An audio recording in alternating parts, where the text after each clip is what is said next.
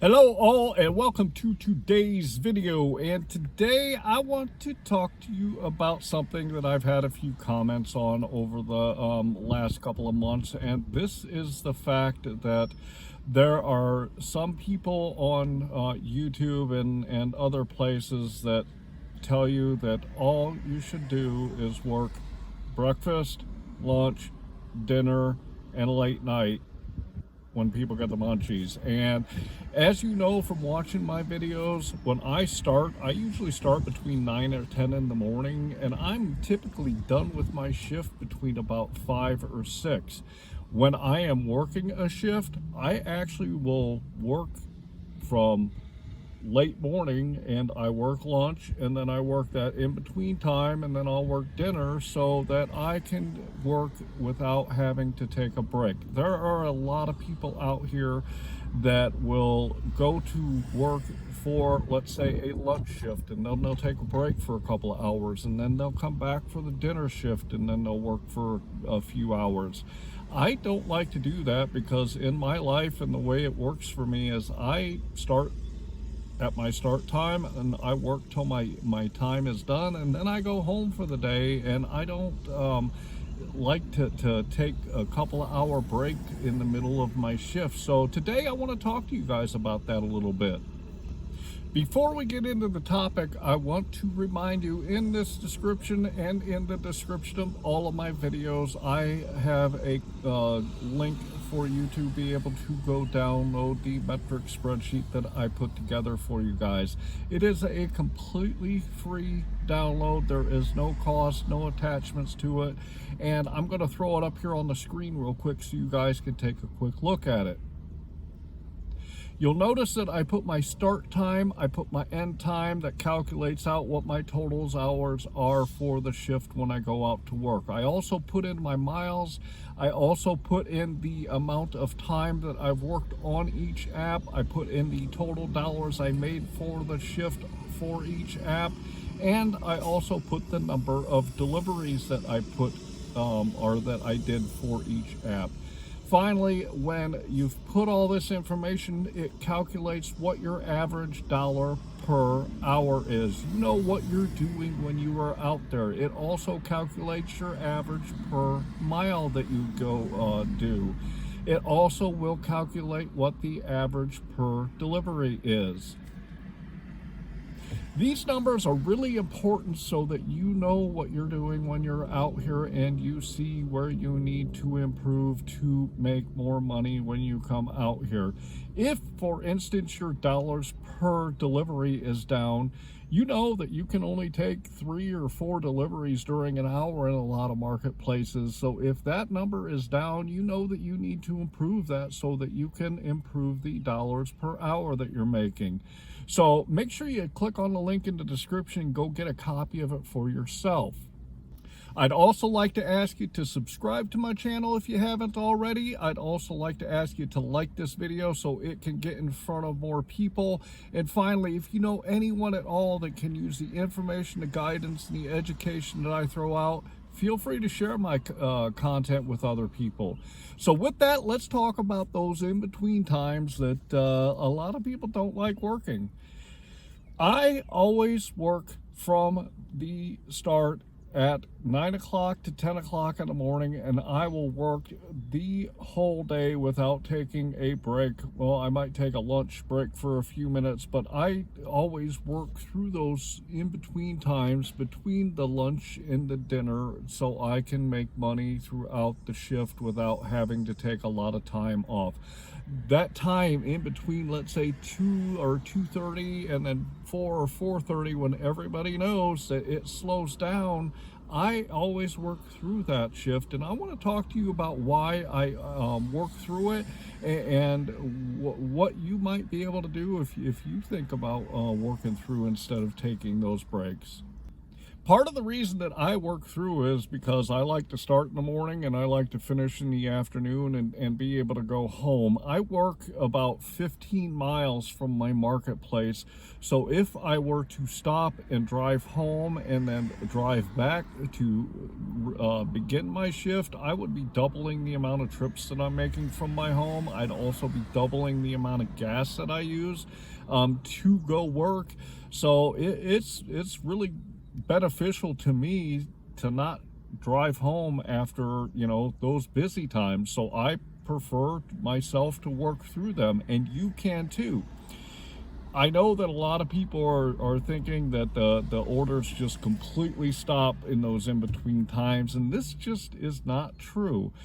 And if you work during those times, you can still make that $25 to $30 an hour. You got to remember, a lot of people have that mindset of, they can't work those in-between time because they won't make any money. So a lot of drivers get off the road during that time, which gives you a lot more opportunity to get orders. People will predominantly order food during the normal food times of breakfast, lunch, dinner, and late night, as we all know. However, there are a lot of people that don't eat on a normal schedule, so orders will continue rolling in even during those off times. You got to remember, there's a lot of people that, let's say they're at work and they get caught up in something and they end up having to take a late lunch, and they'll order a DoorDash or an Uber Eats or a GrubHub when they have the time so that they can get a quick lunch in because they're so busy at work.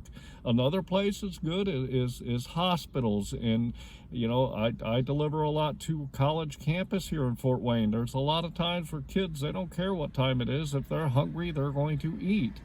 Also, there's a lot of people that work in the evenings and they get up in the middle of the day, and breakfast time might be 1 o'clock in the afternoon for them. So there's also a lot of like stay-at-home moms and that kind of thing that will order food. So even though it's not those peak times to get orders on food delivery, that doesn't mean that the in-between times are bad.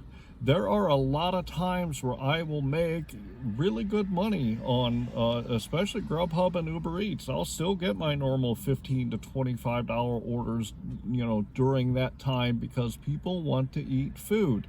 If it happens to be slow, then I, might take a $5 or $6 order like I've talked about in some other videos, just to fill in while I'm waiting on a good order, so I can keep that money coming in and continue making that $25 to $30 an hour that I want to make. So the opportunity is still there, even though things have slowed down a little bit. And if you would rather not take a 2-hour break between breakfast and lunch, and then a 2-hour break between lunch and dinner, go ahead and try it out in your marketplace and see how it works. If you want to know if this can be lucrative for you, the only suggestion I have for you is to try it. Just like I talk about in everything else, you are the one that has to go out there and figure out how your marketplace works. Just like during those busy times, just like certain days of the week, I know where to go in my marketplace during certain days and at the times of the days to get the orders that I'm looking for, so I can continue to line my pocketbook. So what is your takeaway from this?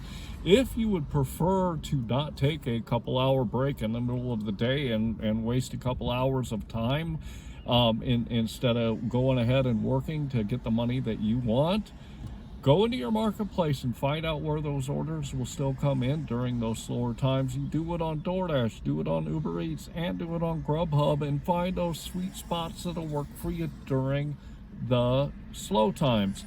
You gotta go analyze your marketplace. You gotta know what the apps do in your marketplace, whether it's busy or not so busy, so that you can continue making the money that you want to earn. So head out into your marketplace if you want to work during those times. If you're like me and drive 15 miles to get to your marketplace, and you don't want to have to take a 2-hour break and you don't want to have to drive home during the middle of the day, then find out where you need to go to continue making the money. I've got a couple of places in my marketplace that I know I can still get orders from, and as soon as that time hits, if I'm not busy on an order, I'll start making my way towards those places so that I can continue to make the money that I want to earn for my family and I. You should do the same. Everything I talk about on my channel is what you can do that is going to fit best for you and for your pocketbook. That is what my whole channel is about. Every video that I put out is geared towards you figuring out what's best for you and your family, and then wrapping that around what these food delivery gigs can do for you. That is the bottom line. Figure it out for yourself. Figure it out in your marketplace. Nobody else could do it for you. And if working those slower times fits your life better and your marketplace can sustain it, why not do it? Go ahead and figure that out for yourself, and figure out where you can go in your marketplace to keep yourself busy during those slow times, if that's what you choose to do. So I really hope that you enjoyed today's topic, and I know that there are a lot of YouTubers and other people that are just very adamant that you shouldn't work during the slow times. And again, I always tell you this: don't listen to what other people say unless you have gone out into your marketplace and analyzed it and understand that it won't work for you in your marketplace.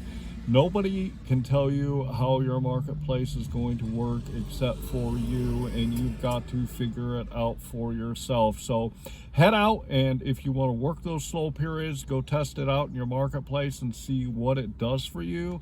And if you find it can be beneficial and lucrative for you, then go ahead and do it. I would also like to remind you to click on that link in the description. Go get that copy of that metric spreadsheet so you know how you are doing when you're out here doing your shifts, and you can see where you need to improve. I'd also like to ask you to subscribe to my channel so that you can continue to get the great content that I throw out here every week, and learn how to get that $25 to $30 an hour that I always talk about.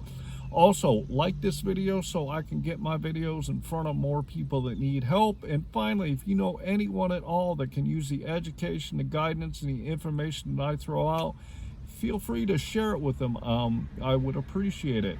Finally, I hope that you are out there getting the money that you and your family deserve. And with that, I'm going to say thanks.